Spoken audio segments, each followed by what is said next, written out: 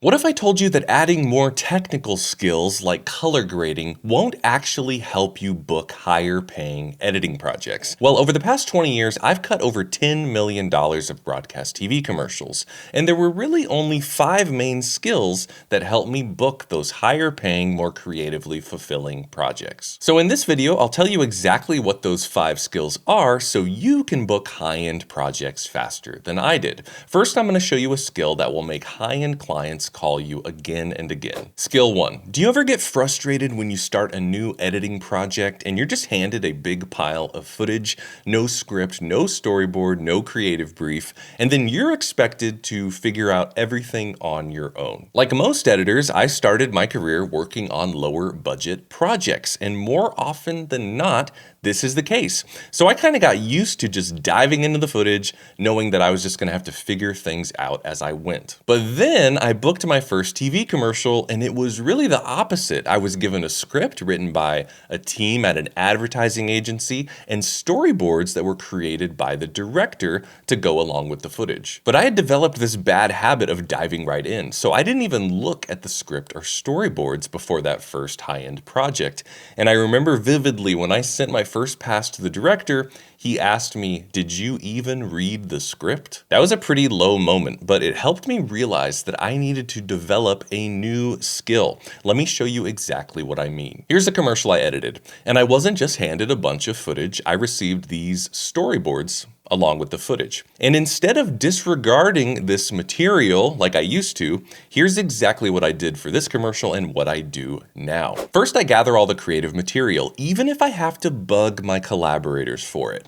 I want to see everything. I want to see the brief, the script, an outline, or storyboards. Everything that shares the creative vision. Then I carve out a full, focused hour on my calendar, and then I read through all those creative documents very carefully, often while taking notes. And then I test myself. Can I explain the message and intent of this editing project to another person who knows nothing about it?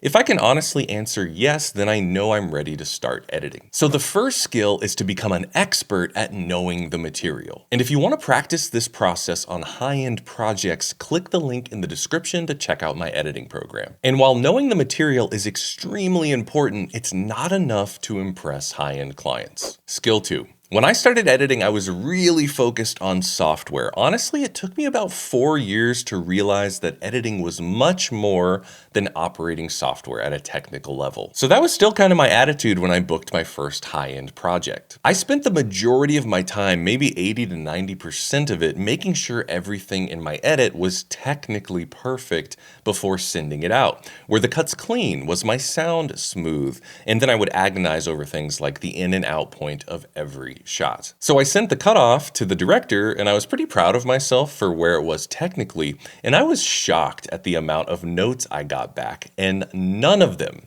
were on technical details. So over time, I realized I needed a major shift in my approach. Let me show you exactly what I mean. So here's the opening of that commercial project I edited. Early in my career, I'd just be focused on the length of the shots, making sure the cuts felt clean, maybe I'd smooth out the audio.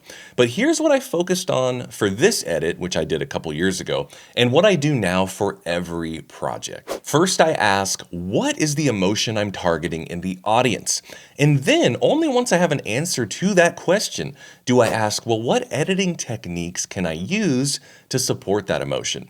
And finally, I test it with a real audience to see if it's working as I intended. So do you ignore the technical stuff? Well, no, because technical mastery is assumed on high-end projects. So you still need clean cuts and smooth audio, but that should only be kind of the last 20%, maybe 10% of your time. Because when you're working with good collaborators on high-end projects, the notes you're going to get back are not going to be technical. They will all be about emotion and story. So skill 2 is to learn emotional storytelling and spend most of your editing time on that. But even if you know exactly how you want the audience to feel, there's something else high-end collaborators are looking for that you have to provide. Skill 3. Early in my career, I struggled with another issue, and it's a little embarrassing to admit, but My issue was pride. I was super prideful about my own creative ideas. So not only would I ignore the script and storyboards because I didn't understand what it meant to know the material,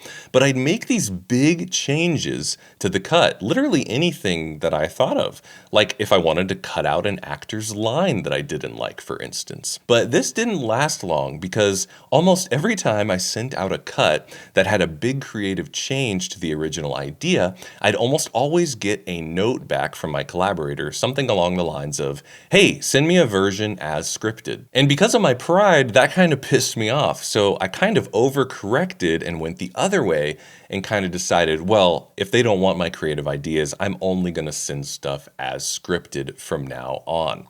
But guess what happened? I was on a commercial project and I heard through the director at the end of the process that some of the ad agency creatives were disappointed because I didn't really bring any new ideas to elevate the creative.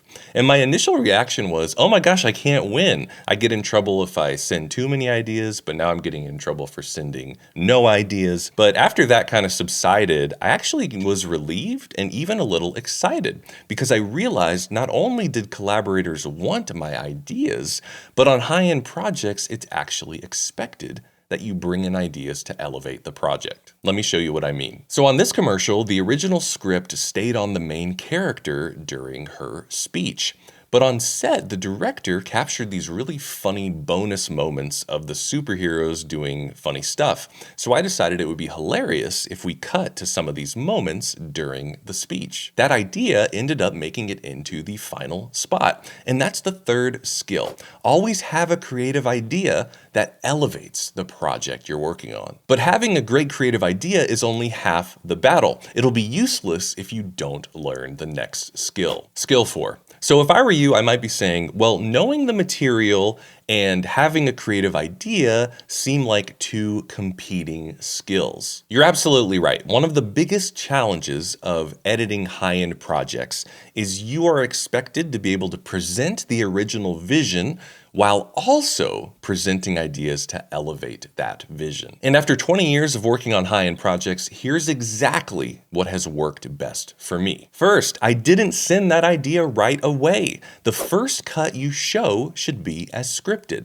That shows you respect the original vision of the piece, you respect your collaborators. Then once you get the feedback, complete the feedback for that version. But this is where it gets interesting.